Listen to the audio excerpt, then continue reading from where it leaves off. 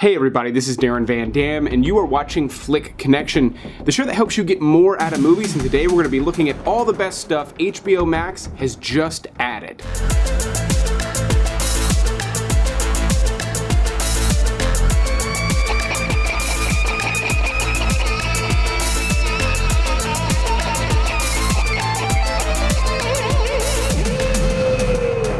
So HBO Max is one of my favorite streaming services right now. I feel like their movie selection is top-notch usually, and they have a great just added section. Most other streaming services don't do that. Today we're gonna actually scroll through it. You'll see everything in the just added section, but I'll be stopping along the way to talk about some of my favorite movies currently available on HBO Max. You'll get a glimpse at some trailers and why you should watch them. This video is brought to you by Squarespace, and I'll be telling you more about Squarespace and my new website I just created with them later in the video, but let's go ahead and dive in to the just added section on HBO Max. So right off the bat, they just added The King's Man. You may recall they were running trailers for this before COVID hit, and it only just recently came out in theaters. It's already included with HBO Max, and as someone who really enjoyed the first one and wasn't too hot on the second one, I gotta be honest, I really did not like this new one. Now, I will say it may appeal to history buffs more than most people because it does follow a lot of the events that sparked World War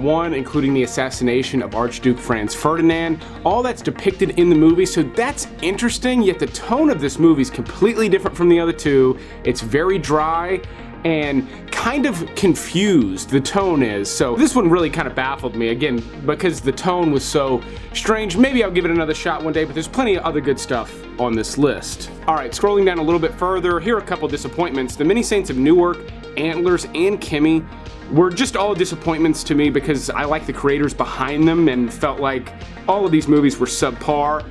Kimmy in particular, if you haven't seen it yet, I think it was just a complete misfire. It doesn't even feel like a complete movie to me. If you enjoyed it, good for you. I just had much higher expectations from Steven Soderbergh and Zoe Kravitz. And also, electric nail guns do not fire nails like bullets. You need a pneumatic one for that. Well, that's just lazy writing. Moving on though, Cry Macho, another disappointment. I'm a big Clint Eastwood fan, and man, that was kind of a silly movie for him to do. Nightmare Alley, I've talked about on a couple of recent videos, nominated for Best Picture. Don't think it'll win, don't think it deserves it, but still a beautiful Guillermo del Toro movie. If you've been ever a fan of his work, this one's well worth checking out.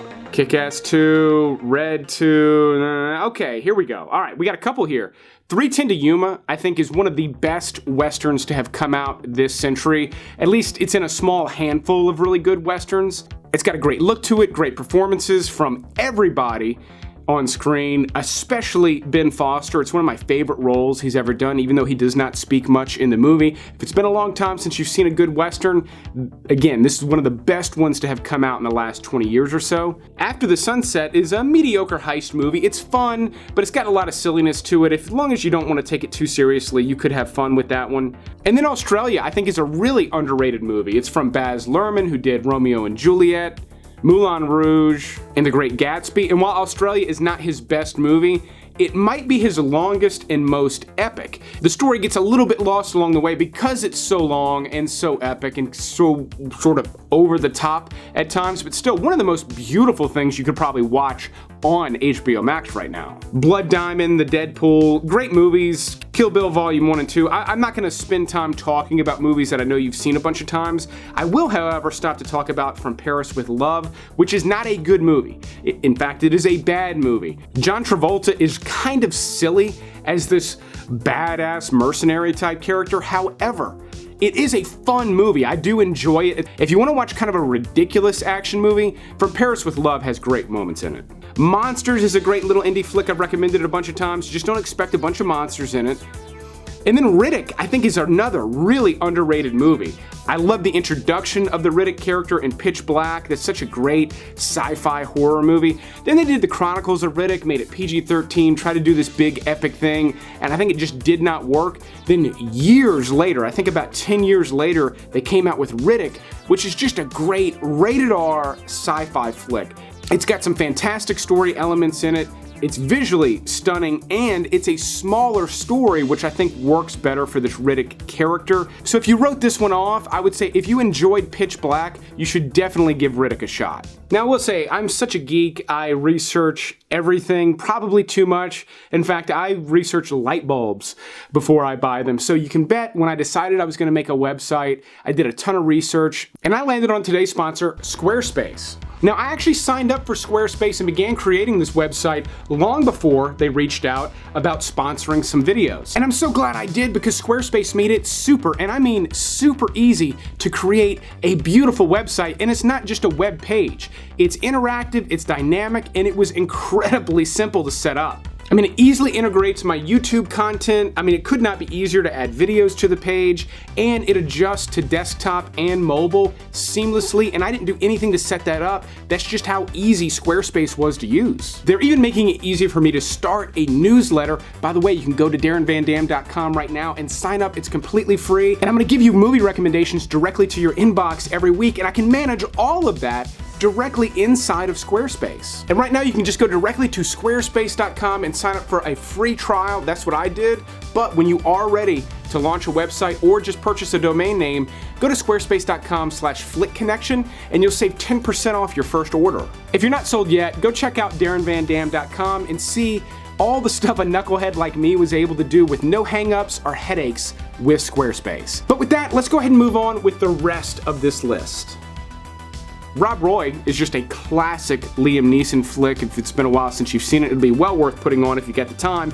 And then Uncommon Valor, I think, is a really underrated Vietnam. It's not quite Vietnam era, because it's about some veterans that go back to try to save some POWs. Gene Hackman's great in it. You've got a fantastic supporting cast, and it does have some silly elements, but that's kind of what's great about it. It's got sort of this funky 80s vibe to it, and it is just a really great, harrowing story. It's fun at times, but also handles the POW stuff with a lot of respect. It's a really good movie. Bad Milo is one of the weirdest ones that's probably going to be on this list. It is a comedy about a guy who essentially shits out this little terrifying creature. It has a lot in common with movies like Basket Case. In fact, it's kind of a spoof on that genre. I would say, though, Bad Milo is only for people who are already fans of that genre. And then we got Black Dynamite.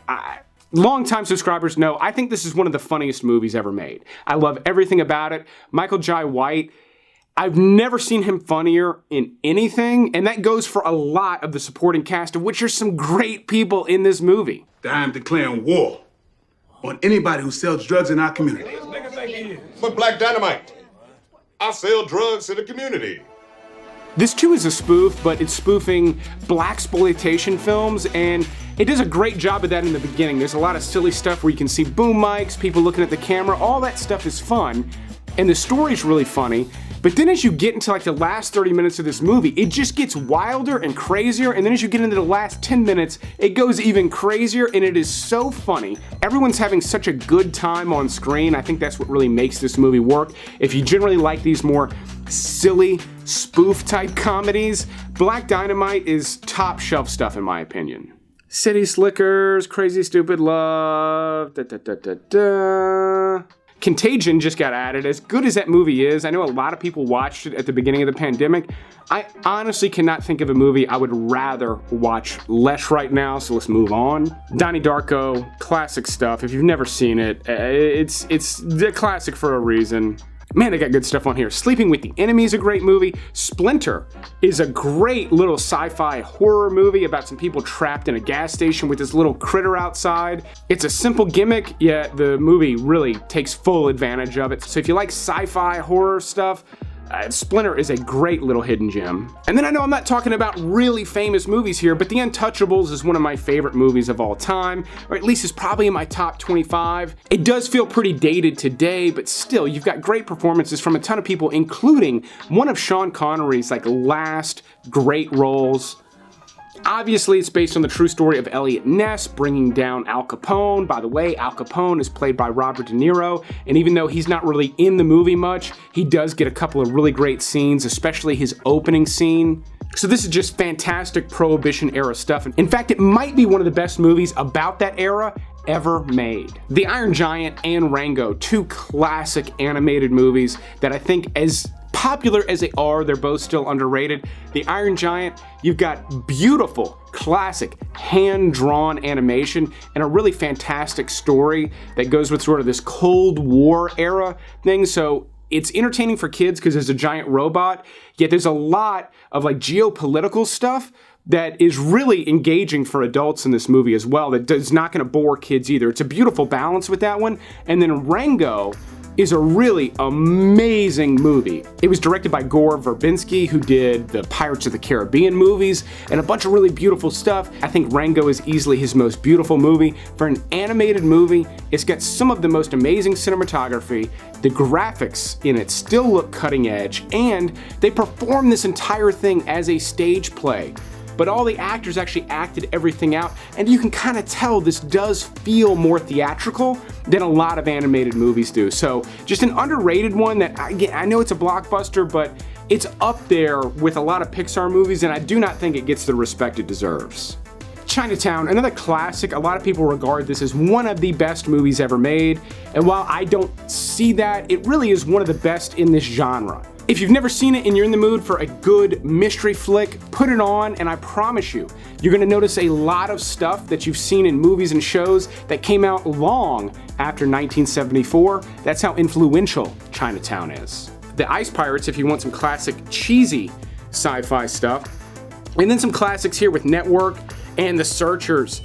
I love this John Wayne movie. It's one of the most beautiful, most epic movies he ever did. There's not as much action in The Searchers as you would normally get with classic westerns like this, but again, one of the most beautiful movies he's ever done. Again, from the beginning shot to the final shot.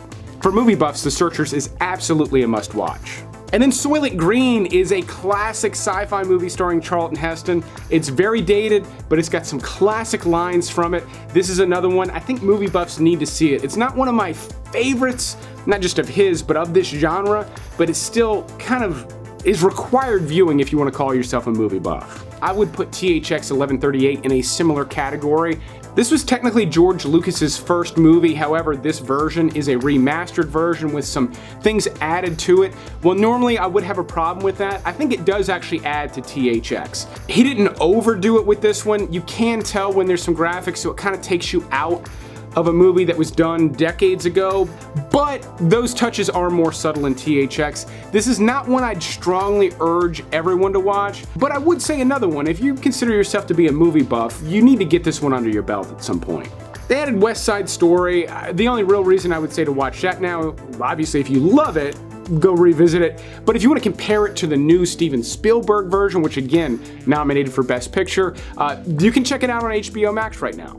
And here we are at the end. They got The Wild Bunch, another Western. This one is one of the stronger recommendations I could make off of this list. If it's been a while since you've seen a classic Western, The Wild Bunch is a fantastic way to go. It's super epic, surprisingly bloody for a movie from this era. It is 2.5 hours, so make sure you've got the time, but it's an excellent Western, and really it beats the boots off of any Westerns they've been making lately. So those are my recommendations. If you have any additional HBO Max recommendations, or really any movie recommendations, let me know in the comments. Who knows, your recommendation might make it onto a future video. Thanks again to Squarespace for sponsoring another video. Don't forget to go over to DarrenVanDam.com, sign up for my free weekly newsletter, and I will send you movie recommendations directly to your inbox every single week.